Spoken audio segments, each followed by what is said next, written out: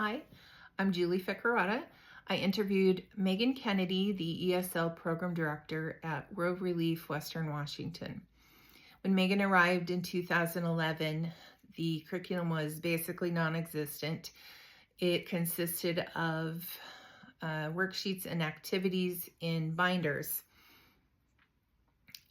When World Relief received a grant from the state for an ESL intensive, Megan and her coworker began designing the curriculum that is still in use today.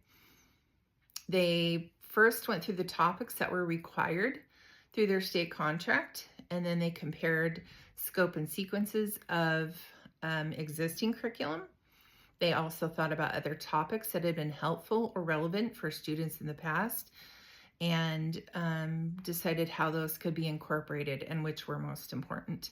They eventually narrowed it down to 10 units: education, money, food and shopping, time and daily life, health, housing, transportation, clothing and weather, family, and jobs.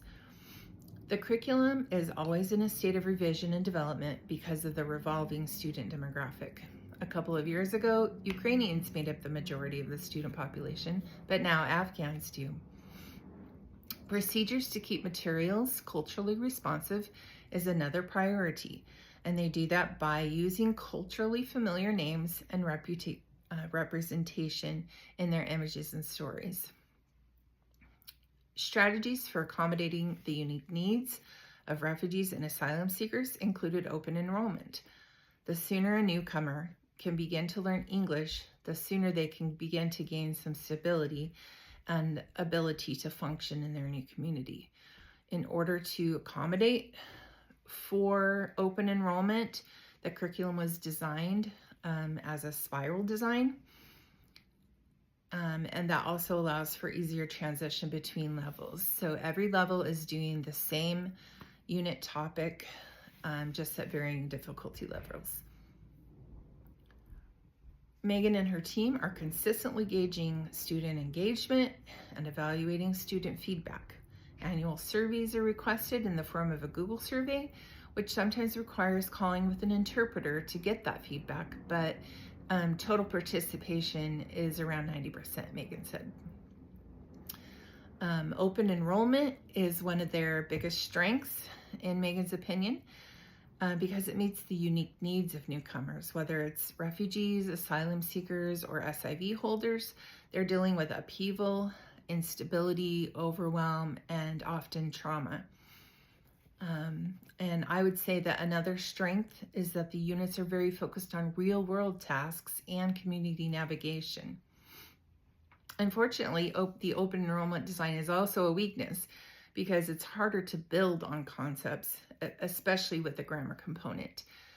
There are often knowledge gaps that have to be addressed when students enter the mid-cycle. Another weakness is the online literacy class. Their options were to either offer it, knowing that it is far less effective than in person, or not offer it, knowing that they were denying some newcomers the only option that would be available to them. Plans for the future: they are currently piloting an online talk time in response to students' requests for more speaking practice. And pre-literate learners continue to be a major focus.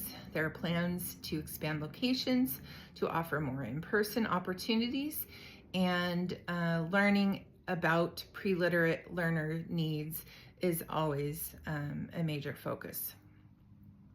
Some insights: the challenges and special needs of pre-literate learners, and even the size of the population of pre-literate learners was a surprise to me.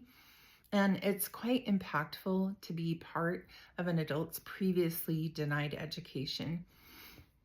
Another thing that impressed me was how in tune World Relief and Megan is to the needs of their student population and to offer open enrollment in the first place. And then one last thing was the needs and learning styles of the student population change as the demographic changes, was something that I had not previously considered. So that was a surprise to me. Thanks for listening.